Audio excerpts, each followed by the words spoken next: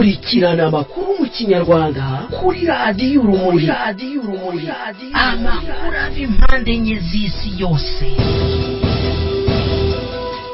amakuru acukumbuye, amakuru yuzuye ubusesenguzi, nta handi wayasanga uretse kuri radiyo urumuri.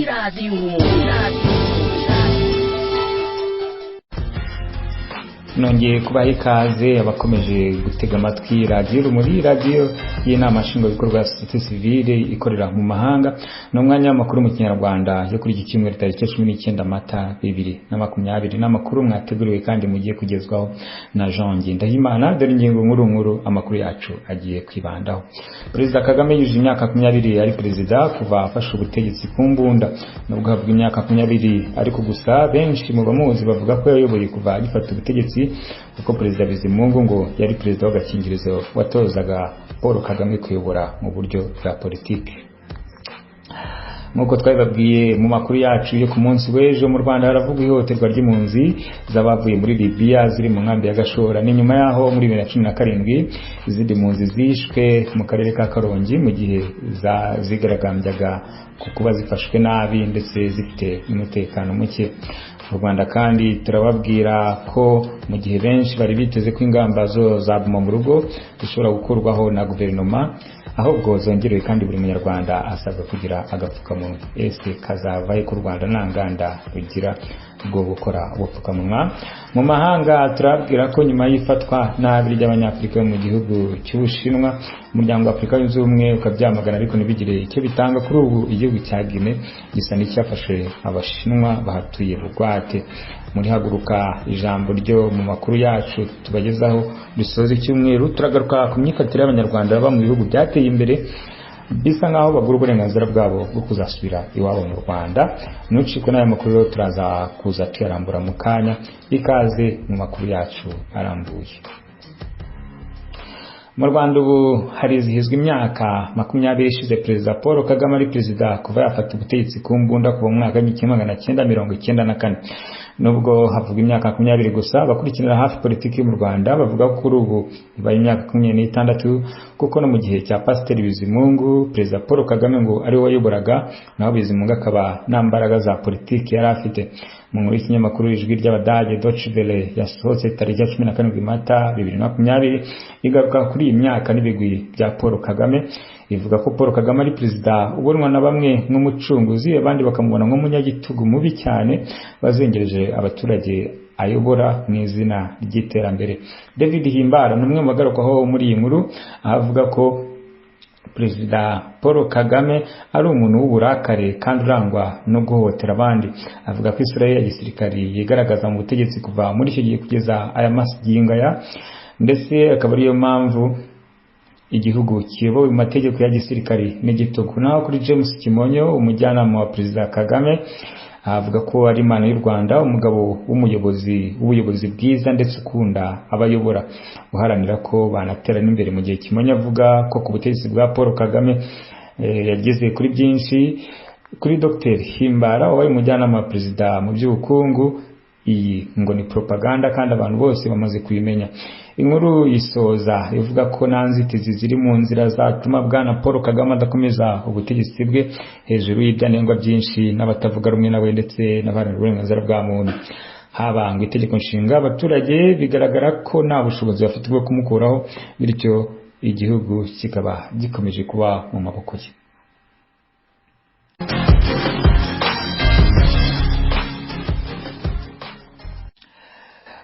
mu gihe leta y'u Rwanda ikomeje guhangana n'inzara ndetse n'ibindi bibazo byinshi bishamikiye ku mibereho myiza y'abaturage byazamukiye ku ngamba zafashwe zo guhashya icyorezo cya coronavirus, mu nkambi y'impunzi ya Gashora ahacumbikiwe impunzi ziganjemo abakomoka muri Eritrea, Somalia ndetse na Sudan, haravugwa ihohoterwa ryazo rikozwe n'inzego za gisirikari ndetse n'iz'umutekano. nk'uko twabibagejejeho mu makuru yacu y'ejo, iperereza riracyakomeje gukorwa. icyakora hari impungenge ko uregwa ari we uregerwa, kuko ngo abahohoteye izi mpunzi n'ubu bagifite access bakigera mu nkambi. ni inkuru y'Ijwi ry'Amerika. uwitwa Andrea Ganye niwe watangaje iby'ihohoterwa bivuga ko ryakorewe umwana w'umuhungu w'imyaka 16 y'amavuko wo mu nkambi y'agateganyo ya Gashora icumbikiye impunzi zavanwe muri Libya ku itariki 15 z'uku kwezi. Nibwo uyu mugore usanzwe akurikirana ubuzima bw'impunzi zo muri Libya yanditse ku rukuta rwe rwa Twitter ko izi mpunzi zifite ububabare bushya bukomeye nyuma y'uko umupolisi ahohoteye umuhungu w'imyaka 16 wo muri Eritrea.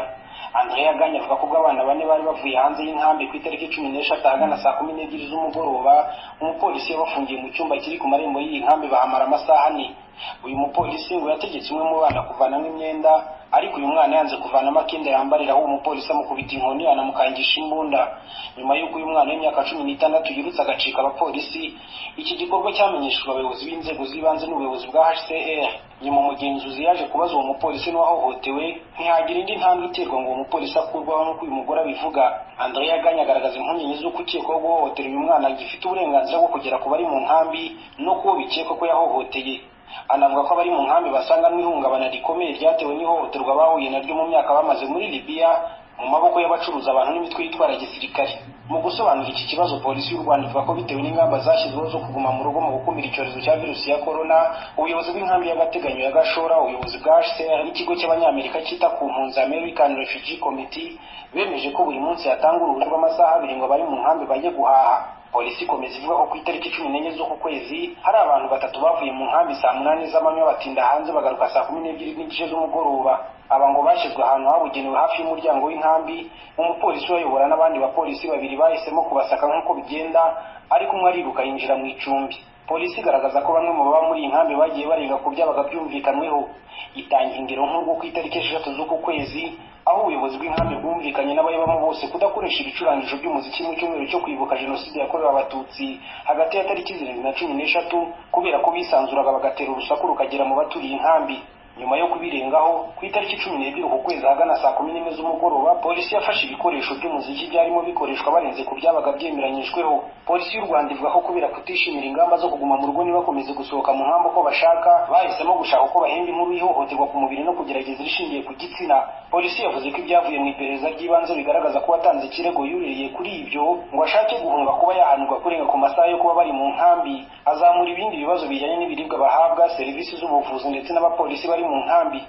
Ishami ry'umuryango w'abibumbye ryita ku mpunzi HCR rivuga ko ryohereje itsinda ry'abakozi bayo bashinzwe uburenganzira bw'impunzi mu nkambi y'agateganyo ya Gashora icumbikiye impunzi zaturutse muri Libya, kandi ko hafashwe ingamba zose za ngombwa mu rwego rwo gufasha ubirwa ko yahohotewe, haba mu by'amategeko, ubujyanama n'ubundi bufasha bwose bwa ngombwa. HCR ivuga ko yamenye iki kibazo cy'uwo bivuga ko yahohotewe kandi irimo gukorana bya hafi n'inzego zatangiye iperereza kuri iki kibazo, rigasabiza impunzi gutuza, kugira ikinyabupfura no kubahiriza amategeko n'amabwiriza by'u Rwanda mu gihe hategerejwe ibizava mu iperereza, kandi ikazafasha mu kugaragaza umucyo n'uruhare rwa buri wese. HCR ivuga ko ifitiye icyizere uburyo u Rwanda rutihanganira ihohoterwa rishingiye ku gitsina kuko ruzwiho amakenga mu gukemura bene ibi bibazo hitawe ku mabanga y'ubuzima bwite bw'umuntu n'inyungu zabo bireba. Aganira n'ibiro ntaramakuru by'abanyamerika Associated Press, umuvugizi wa HCR Madame Elise Valichelen yavuze ko izi mpunzi zigaragaje ku wa gatatu w'iki cyumweru dusoza zinubira kutemererwa gusohoka kubera ibihe bidasanzwe, ariko abayobozi bagahita bahosha imyigaragambyo. Polisi y'u Rwanda ivuga ko irimo gukora iperereza ku myitwarire mibi ya bamwe mu mpunzi ziri mu nkambi y'agateganyo ya Gashora mu bihe byo kwibuka n'ibyo gukumira virusi ya corona.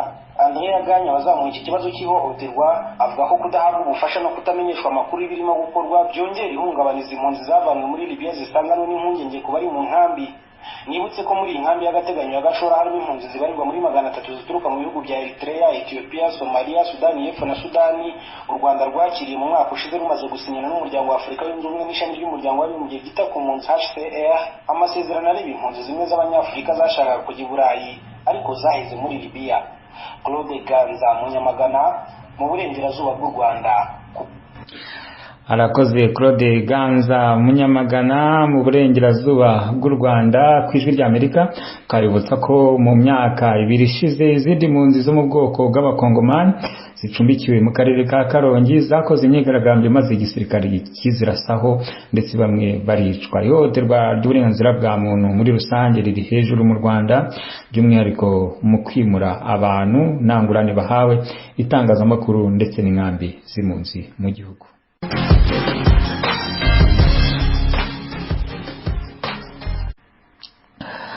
mu gihe benshi mu banyarwanda bari biteze ko ingamba zaguma mu rugo zo guhangana n'icyorezo cya COVID-19 zishobora gukurwaho na guverinoma zongerewe, ahubwo kandi buri munyarwanda asabwa kugira agapfukamunwa. Mu itangazo ryasohowe na Minisiteri y'Ubuzima rivuga ko leta y'u Rwanda yafashe icyemezo ko buri munyarwanda wese azajya yambara agapfukamunwa haba mu rugo n'igihe basohotse bagiye hanze. Minisitiri w'Ubuzima Dr Ngamije Daniel avuga ko nawe yagiye muri studio ya radiyo y'igihugu yambaye agapfukamunwa. Atwe twese tugomba kujya tukambara igihe turi mu ngo n'igihe dusohotse. Leta n'abafatanyabikorwa bayo n'amarwiyemezamirimo tugiye gukora uko dushoboye kose kugira ngo udupfukamunwa tuboneke ku isoko kandi ku giciro cyiza. Dr Ngamije Daniel avuga ko guhera kuwa mbere inganda zizatangira kudukora, icyumweru kizashira ngo udupfukamunwa twabonetse kandi ngo kamwe umuntu ashobora kukamesa inshuro 5. Amabwiriza arareba buri wese, yaba uwanduye ngo n'utaranduye.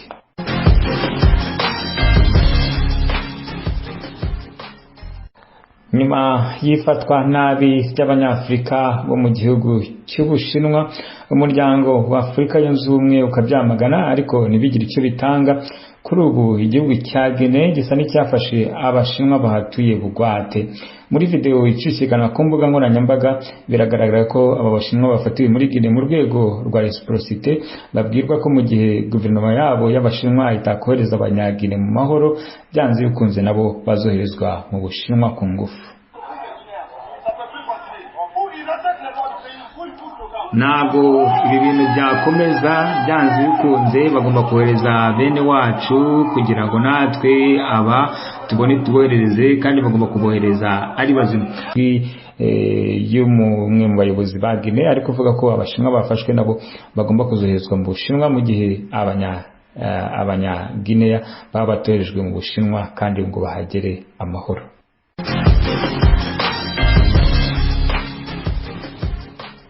Reka dusoreze amakuru yacu kuri Haguruka Rwanda idusoreza iki cyumweru mu kinyejana cya 17 muri Amerika ndetse no mu Faransa habaye impinduramatwara y'abaturage basabaga ubwigenge n'uburenganzira bwabo ku gihugu.